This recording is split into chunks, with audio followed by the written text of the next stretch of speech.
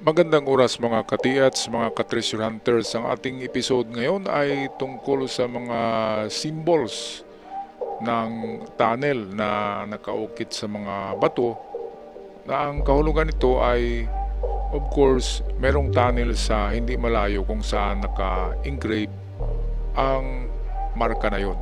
So umpisa tayo dito sa Y na merong baluktot na buntot. So ito yung underground tunnel. Of course, alam natin na underground tunnel yan, pero ano ba yan? Yan ba ay straight tunnel? Yan ba ay slanting o horizontal? Merong tatlong klaseng letter Y na sign for treasure tunnel. Ito muna yung ating unahin, yung baluktot. Ang ibig sabihin niya ay ang tunnel ay merong slanting na portion, and then pagbaba merong makitang hagdan ay bababa, and then horizontal na, and then pagdating doon sa pinaka horizontal sa baba, mga lalim niyan ay nasa 20 hanggang 30 metros. Yung mga tunnel na yan, malalim yan kapag baluktot. Yan ay nagsasabi na mayroong big deposit. So dahil nakabaluktot yan, ang ibig sabihin nito sa dulo ng pinaka-tunnel, ang pinakadulo nito ay merong kurbada siya, and then doon inilagak or inilagay yung item cup.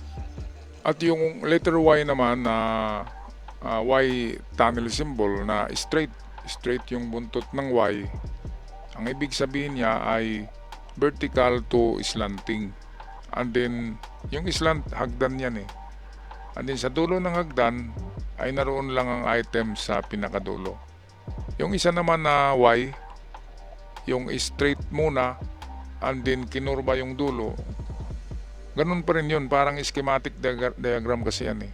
Slanting, and then yung merong kunting baluktot, yun ay horizontal. Ibig sabihin may hagdan, and then pagbaba nyo sa hagdan, maglakad pa kayo sa unahan ng horizontal.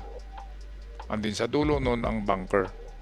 So ito yung tatlong uri ng Y sign na nakakalito, pero wag nyo nang subukan yan, malalim yan. Yan ay mga imperial treasure symbols. Dito naman tayo sa P tunnel. Meron akong mapa na mayroong P tunnel na symbols, at ang tunnel na ito ay vertical lamang siya.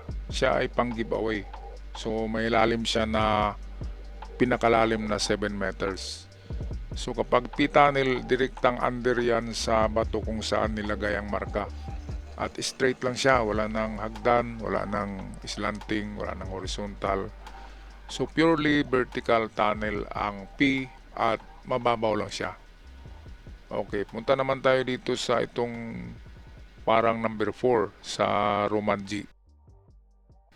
Okay, so ito'y tunnel na malapit lamang sa minarkahan. Ang nakasulat na number 4 sa Roman o Roman G ay yan ay distansya. It's either 4 yards or 4 meters from the marker. And then itong napansin nyo, matulis yung B. Yung B ang direksyon, ang arrowhead. So katulad nito ay nasa harapan. Punta lang sa harapan ng 4 to 5 meters ay naroon ang entrance ng tunnel. At yan na tunnel ay vertical pa rin siya. Pang giveaway na tunnel. Ang mga malalim na tunnel ay yung sa letter J. Mayroong tunnel na letter J, at yung mga Y, mga malalim na klaseng tunnel. Okay, punta naman tayo dito sa parang letter V na kahulugan ng tunnel. So ito, letter V na parang may wings. May nakita na ako nito sa bundok, at ang kanilang recovery ay papuntang front pa rin. Sentrong-sentro yan. Kung V na mahaba yung pakpak na isa, yung pakpak na isa yun yung direksyon ng letter V tunnel na yan. So Straight tunnel lang sabi, so yan ay vertical tunnel. At approximate distance galing sa minarkahan na bato ay 5 meters or 5 yards. Okay, susunod tayo dito sa pinaka-common. So ang T basically, yan ay shita or tunnel, entrance of tunnel under. Kapag mga letter T, under sa marka talaga yan, under. It's either 1 meter galing sa bato or 0 meter or ibig sabihin sa bato talaga, under. So T, tinatawag na closed tunnel kasi under siya sa bato, natakpan siya ng bato na malaki. So yan yung T, basically under. Sa Japanese is shita, ang kanyang kanji word. So very common yan, ang treasure under. So yan ay ano pa rin, parte ng mga giveaway. So kapag giveaway, 2 to 7 meters, 7 meters pinakamalalim, pwedeng makuha lang sa 2 meters, 3 meters, 4 meters, at pinakamalalim 7. Okay, punta tayo dito sa, ito yung sinasabi ko sa inyo na may hagdanan, andin liliko sa kaliwa, liliko sa kanan. Ito ang pinakamahirap na tunnel, ang tinatawag na J tunnel. Mayroon akong mapa sa ganitong gumagamit ng J, markang letter J sa entrada. Nakatatak yan sa bato na malapit lang talaga sa entrance at karamihan yan ay mayroong century-old tree na mayroong bato na may marka na J. So kapag J na ganyan, ay mag-vertical muna siya ng 14 meters and then meron siyang hagdan. Ang hagdan nasa 17 to 20 steps and then mag-horizontal siya at ang lalim niyan ay approximately nasa almost 30 meters na. And then pagdating sa dulo, liliko siya. Kaya meron siyang parang buntot, parang sa letter Y din. Liliko siya sa bandang dulo, kaya mahirapan tayo kung nasaan na yung item pagdating sa bandang dulo. It's either left or right yung kanyang turn. Pero yan ang pinaka, ano kasi to, imperial treasure sign yan ng emperor treasure na bilong ang J, ang J sign ng tunnel. Napakahirap niyan, mga katiyats. Huwag nyo lang subukan yan, masisira ang buhay nyo. Kapag pasukin nyo ang J tunnel, wala kayong matagpuan kasi nakahide yan. Niliko yan nila sa bandang dulo ng tunnel. Kaya huwag na natin subukan.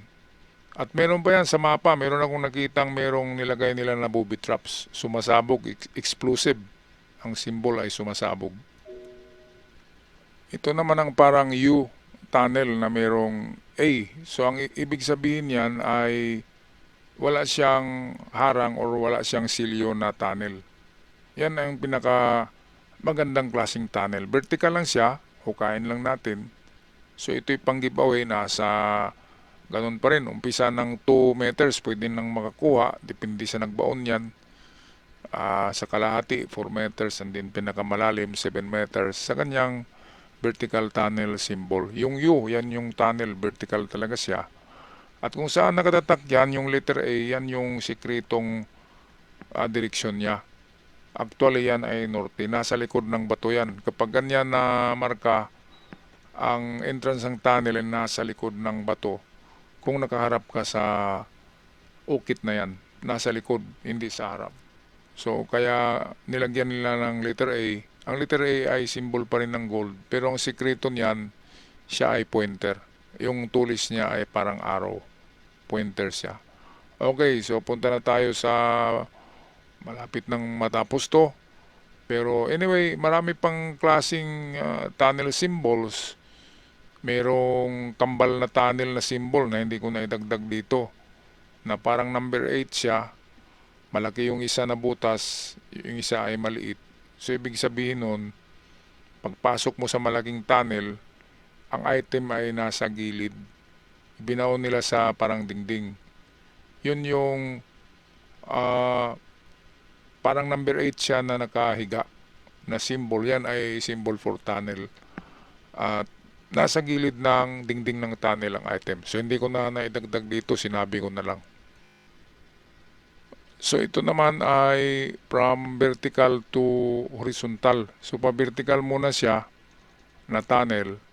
So yung dalawang guhit na yan ay 5 meters, 5 meters. So merong 10 meters vertical and then mag-horizontal na siya. Yung parang hagdan na yan, literally yan talaga ay pababa siya na parang may hagdan.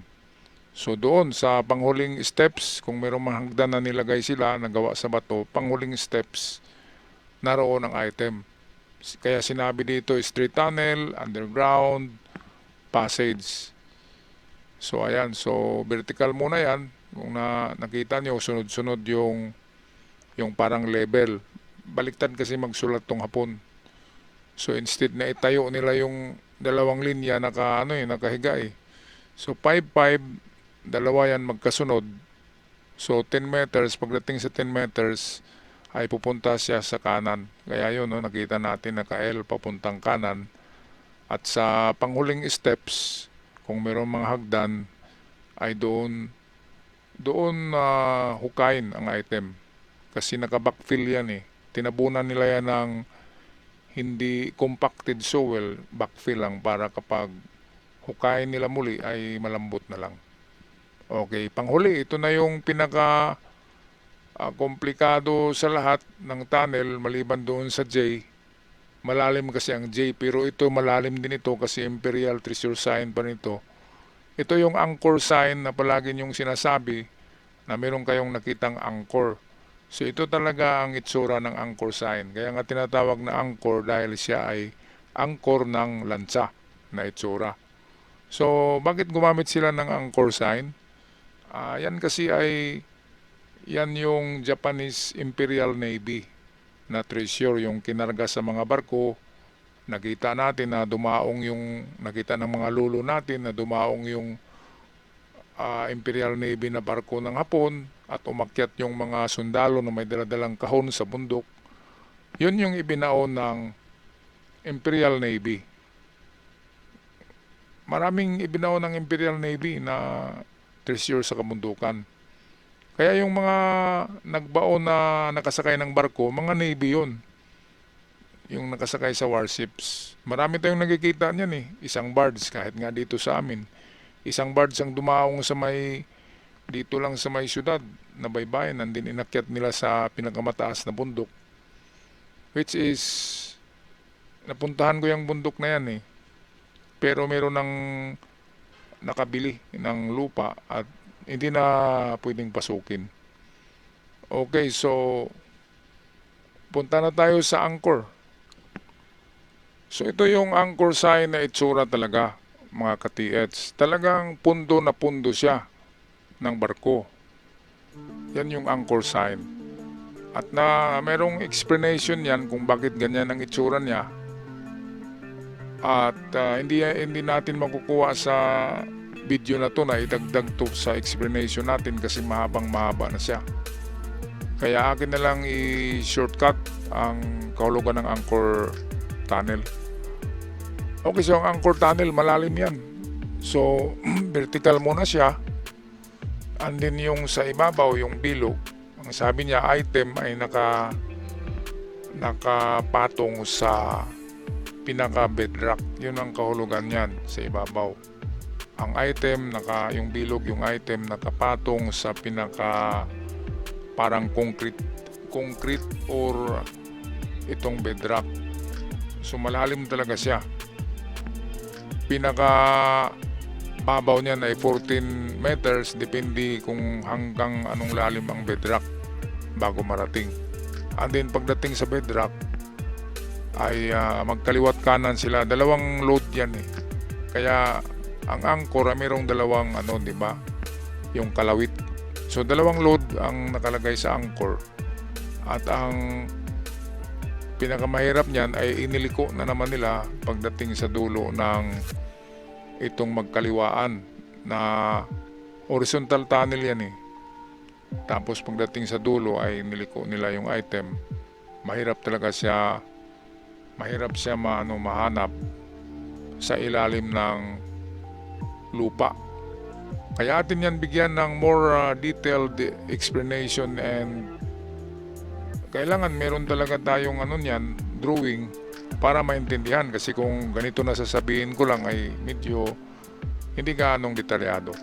Alright, so ako'y magpaalam na. Sana ay meron kayong natutunan sa ating 101 explanation ng mga signs for treasure tunnel and entrances. Ako'y magpaalam na mga katiyats. Huwag kalimutan mag-subscribe sa mga bago pa lamang. Maraming salamat.